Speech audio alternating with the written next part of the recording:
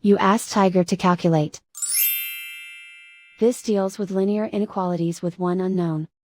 The final result is g smaller than 2. Let's solve it step by step. Group all constants on the right side of the inequality. Subtract 3 from both sides.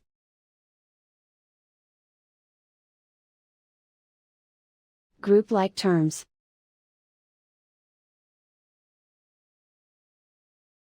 Simplify the arithmetic.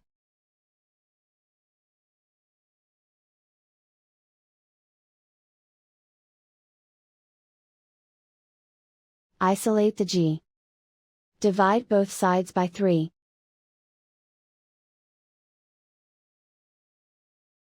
Simplify the fraction.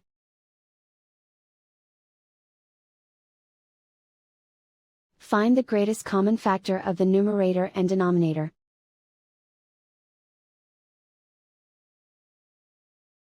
Factor out and cancel the greatest common factor.